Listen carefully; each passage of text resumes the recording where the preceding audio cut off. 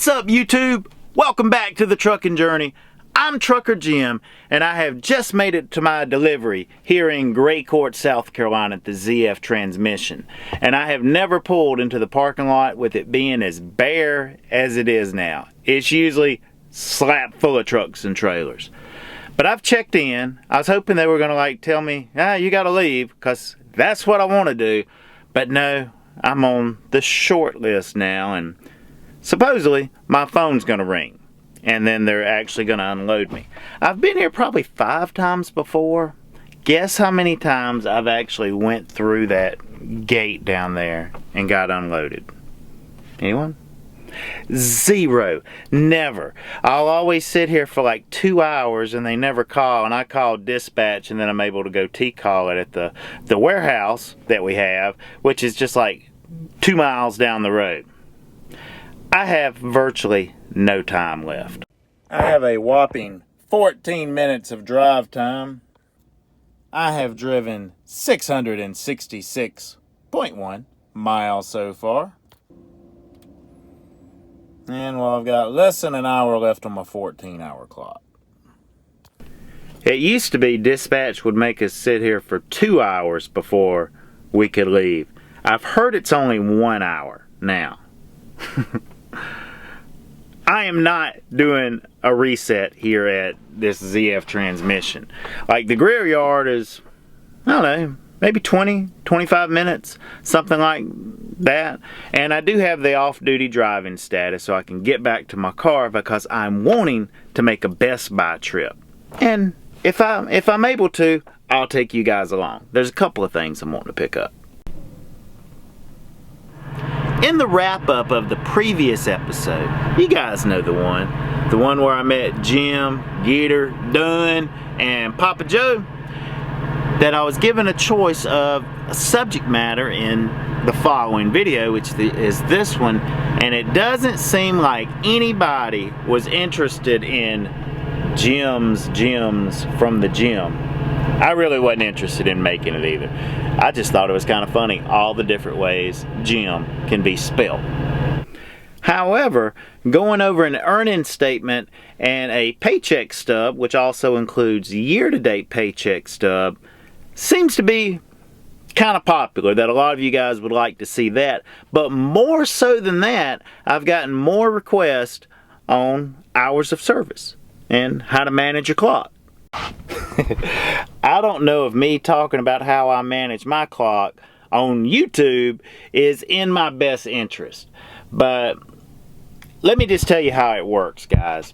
Whether you're just getting into your truck for the first time, or you're coming off a 10-hour break, 34-hour reset, whatever the case may be, but when you switch your duty status from either sleeper berth or off duty, whichever one it was in before, to on duty to start your pre-trip, the clock starts ticking then. And the 14-hour clock has started. The 11, however, has not yet.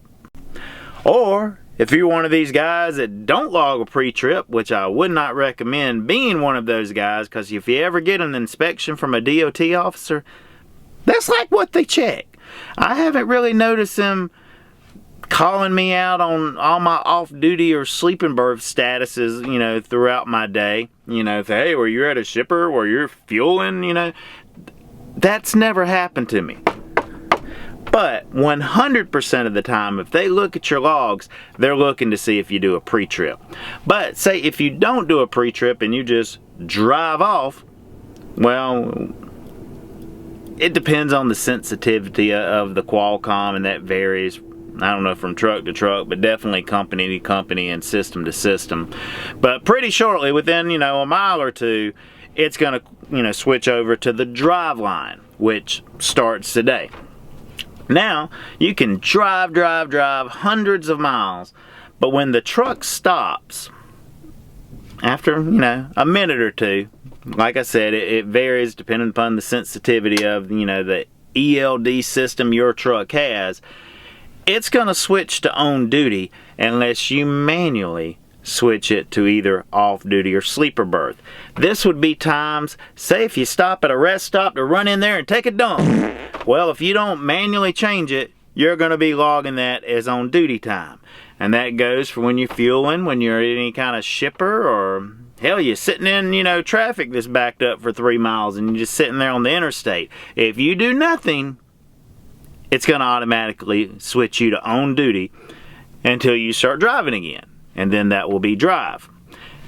All of that on duty time, your pre-trip, your post-trip, anytime the truck stops, whether you're logging fuel stops or you're at a shipper or whatever the case may be, all of that on duty time and the drive time is going to subtract from your 70-hour clock. My 70-hour clock has just over 19 hours remaining on it. I'm back in South Carolina. I'm on the Texas fleet. Laredo is ideally where I wanted to do a reset. 1 week in Laredo, 1 week back up here. I can't get to Laredo, Texas in 19 hours and 19 minutes from my current location. It's like 21, 22 hours in a 65 mile an hour truck. So I need to either A, get my speed bumped up to about 90 miles an hour, which isn't gonna happen, or I've got to make the decision to either just go ahead and shut down. I've got about 2,500 miles for the week so far. That'll be a paycheck a little over $1,000. Is about all 2,500 miles on the Texas fleet is gonna be. Or I can start under a new load in the morning and haul ass. I'll make it somewhere, between, I'll make it to I-10, either in Mississippi or Louisiana, maybe Hammond, Louisiana, and that will be about it.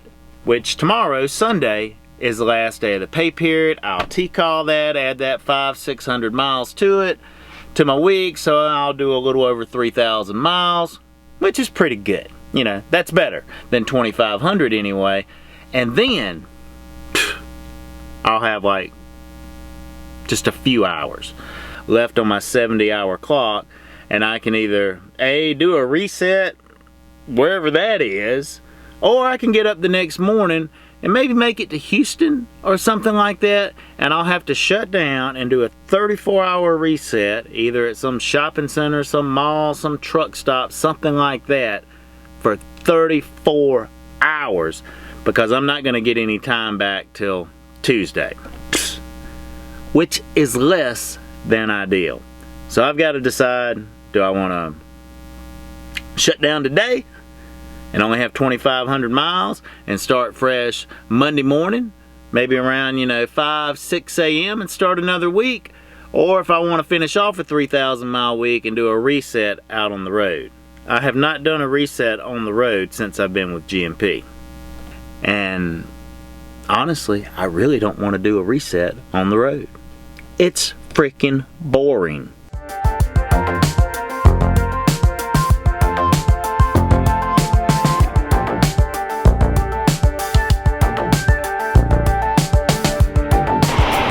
Well, they called me back, so I guess I'm gonna have...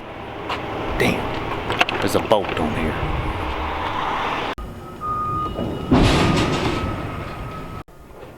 Well, I'm backed up to the dock, and I certainly tried to see if I could just drop this, but no, they're gonna unload me, so my chances of making it to Best Buy are probably about equivalent as a snowball's chance in Laredo.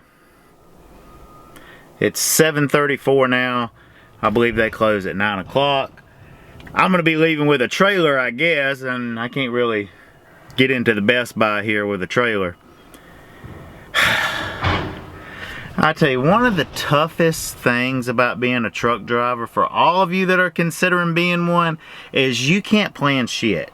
I mean, you can, but your plans aren't gonna work out often, whether it's dispatch's fault, a shipper, traffic, things like that. As far as getting home and trying to plan anything, often you will be disappointed.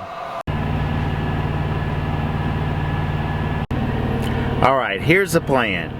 If I'm out of here with like by 8:20, I'm gonna drop this empty trailer temporarily at the warehouse, and then I'm gonna haul ass to Best Buy in the truck, bobtail there, and do my online order for pickup on the way and pick that stuff up. And it's gonna be great to have. Like my little camera that I use, my memory card's full. And heck, this one, you know, when you're making a video every day, memory cards get full. And I generally film in 1080. Not doing the whole 4K thing with, you know, uploading from a mobile phone or a hotspot. But back to the whole hours of service thing we were talking about before. There's several keys. The biggest key is don't just flat out waste on duty time. If you do forget to change your duty status to sleeper berth or off duty, which do not subtract from your 70-hour clock, you can always go back and edit it, but you have to do the editing before you approve your logs. After you've approved your logs, you can't change it from the truck. Only your safety department can change it then, and they may not be willing to. You know, it depends on the situation, I guess. Another big key is do not take a break too early, because if you do, you're gonna have to take another break to use all of your clock in any given day. I generally, you know, just depending upon the day and the situation, but if I can get, you know, 300 miles or more before I take a break, that's what I want to do. Or if I can get it down to less than an hour, that's superb. You know, I definitely don't do that every day, but at the very minimum, you want to use at least 3 hours plus 15 minutes for your pre-trip before you take a break. And if you did just that minimum I just described, then you would have the remaining 8 hours of drive time showing after you take a break. Most of the time you're going to do much more than that, and it'll be some number less than 8, but more than 3 left on the second part of your day. And when I'm at a, you know, different companies, you know, are different about this, but you're not going to make a whole lot of comma checks chasing detention pay. I mean, I apply for detention pay and I get it most of the time, but I am not gonna sit there and like let my clock just tick tick tick. Like, it's not ticking right now. No sir. Remaining drive time. It is off duty, and well, I'm completely out of time. My 70 clock has not changed, and I think what I'm gonna do is roll out on another load tomorrow so I can get my 3,000 miles in. Woohoo! Green light. Alright, it's 8:06. I'll just do this empty macro later. I gotta roll and order my stuff on the road. Next stop, Best Buy. Actually, that's not true. I gotta drop this trailer first. We're not gonna get video of that. Next stop for you guys, Best Buy. Well, shit. After all that, when I was doing the online order, the microphone I want's not even in stock.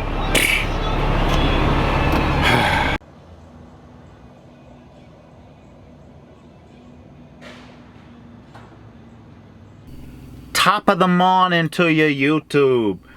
I'm at the grill yard getting ready to embark on yet another Texas run. Toby, the fleet manager for the Texas fleet, was giving me a little static, almost encouraging me to do a reset here. But I do have enough time to get to Beaumont, Texas tomorrow. You know, I won't get there today. Headed back to Goodpack. That's the place. I've got to be there before 2 o'clock tomorrow, so I got to get rolling. If you feel there's some helpful information in this for you new truck drivers, share it with some of your new truck driving buddies or the guys you went to, you know, truck driving school with. Cause one of the reasons I'm doing daily vlogs is I have set a goal to have 25,000 subscribers by the end of the year here on the Trucker Jim channel, and along with banking $15,000. I'm gonna make a whole lot more than $15,000, but I do have financial obligations that take money out of each and every paycheck I get. But with each and every paycheck I get going forward, the plan is to set back $500 out of it. So it takes big miles to do that, people, but join me on the journey and you can see most of the steps along the way anyway. But until next time, Be safe out there and keep on trucking, but this video is over. Everybody going through a little something, something.